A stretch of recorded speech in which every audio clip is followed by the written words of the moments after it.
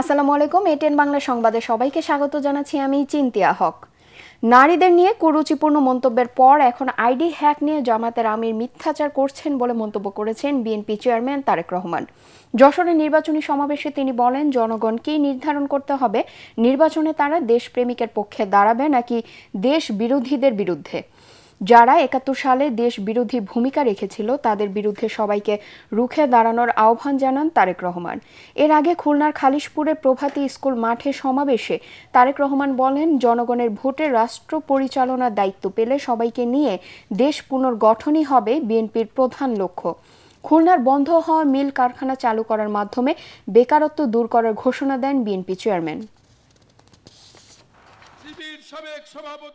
একটি রাজনৈতিক দলের নেতা পরিষ্কারভাবে নারীদেরকে কিভাবে অসম্মানিত করেছে, তাদেরকে খারাপ ভাষায় অসম্মানিত করেছে। প্রিয় ভাই বোনেরা, আমাদের নবী করিম সাল্লাল্লাহু আলাইহি সাল্লাম, ওনার যে স্ত্রী ছিলেন বিবি খাদিজা একজন কর্মমুখী মহিলা, উনি ছিলেন একজন মহিলা ব্যবসায়ী।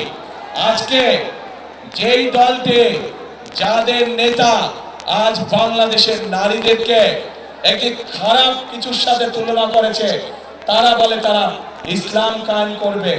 যে দলটি নির্বাচনের আগে দেশের অর্ধেক জনগোষ্ঠীকে ঘরের মধ্যে বন্দী করতে চায়, যে দলটি নির্বাচনের আগে দেশের অর্ধেক জনগোষ্ঠীকে অসম্মানজনক ভাবে কথা বলে, তাহলে আপনাদের কাছে আমার প্রশ্ন, আজকে নির্বাচনে যদি তারা কোনোভাবে সুযোগ পায় নির্বাচন পরবর্তী সময়, তাহলে তাদের আচরণ কি হতে পারে?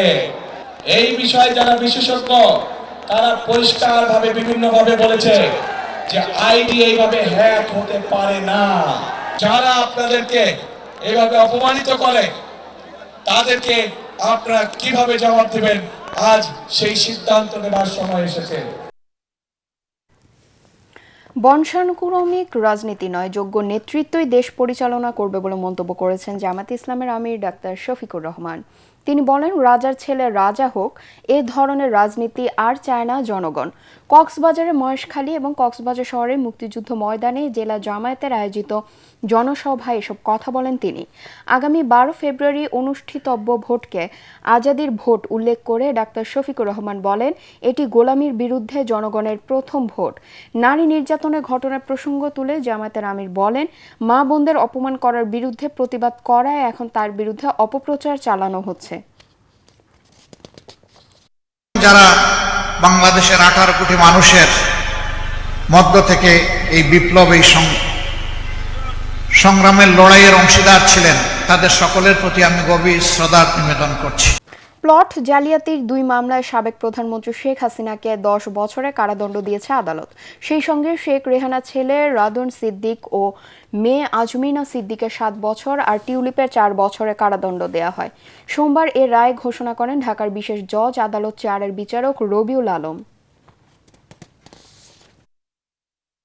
একটি মামলার যে প্রধান আসামি আজমিনা সিদ্দিক, তাহার 7 বছরের সশ্রম কারাদণ্ড, 1 লক্ষ টাকা জরিমানা এবং অনাদায় 6 মাসের কারাদণ্ড। অন্য আরেকটা মামলার যে প্রধান আসামি রাদওয়ান মুজিব সিদ্দিক, তাহার 7 বছরের সশ্রম কারাদণ্ড, 1 লক্ষ টাকা জরিমানা এবং অনাদায় 6 মাসের কারাদণ্ড। এই দুটি মামলার শহীদ রাষ্ট্রপতি জিয়াউর রহমানের জন্মবার্ষিকী উপলক্ষে রাজধানী করাইল বস্তিতে ফ্রি মেডিকেল ক্যাম্প ও ঔষধ বিতরণ কার্যক্রম পরিদর্শন করেছেন বিএনপি চেয়ারম্যানের স্ত্রী ডাক্তার জুবাইদা রহমান। চিকিৎসা সেবা নিতে আসা রোগীদের সাথে কথা বলেন এবং তাদের খোঁজ খবর নেন জিয়া পরিবারের পুত্রবধূ। বিপুল সংখ্যক বস্তিবাসী সুবিধা বঞ্চিত মানুষ প্রতিদিন এই ক্যাম্প থেকে চিকিৎসা সেবা নিচ্ছেন। ঢাকা 17 আসনে ধানের শীষের প্রার্থী তারেক রহমানের নির্বাচন পরিচালনা কমিটির প্রধান সমন্বয়ক আব্দুস সালাম ও সহ সমন্বয়ক ডাক্তার ফরহাদ হালিম ডোনার এ সময় উপস্থিত ছিলেন।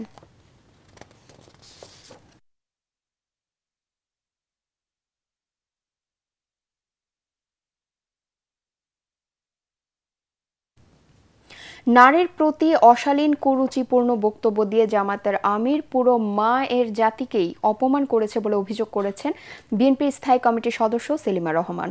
তার দাবি, ডাক্তার শফিকুর রহমানের বক্তব্যে প্রমাণ হয় নারী সমাজকে অন্ধকার যুগে ফিরিয়ে নেয়ার মাধ্যমে পায়ের নিচে রাখতে চায় জামায়াত। নয়াপল্টনে দলের কেন্দ্রীয় কার্যালয়ের সামনে কর্মজীবী নারীদের নিয়ে জামায়াত আমিরের সামাজিক যোগাযোগ মাধ্যমে দেয়া পোস্টেরও প্রতিবাদে মহিলা দলের প্রতিবাদ সমাবেশে তিনি কথা বলেন।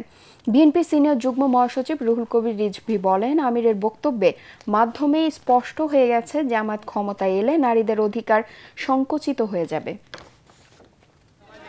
আপনাদের অন্যান্য জায়গার আচরণ দেখে তো মনে হয় যদি কোনোভাবে রাষ্ট্র ক্ষমতা পান তাহলে এই দেশের নারী সমাজ যে চরম দুর্গতির মধ্যে পড়বে সেইটা বলার অপেক্ষা রাখে না। সবাইকে বলতে চাই, আপনি দলের সমস্ত মেয়েদের কাছে ক্ষমা চান এবং তাহলে কিন্তু বাংলাদেশের নারী সমাজে আগুন জ্বলবে, সেই আগুন আপনারা চেষ্টা করবেন আগামী 12 তারিখে। পরবর্তী সংবাদ দেখার আমন্ত্রণ জানিয়ে এখনকার মতো শেষ করছি। এটিএন বাংলা সংবাদ ইউটিউবে দেখতে ব্রাউজ করুন youtube.com/ATN Bangla News। ধন্যবাদ সবাইকে।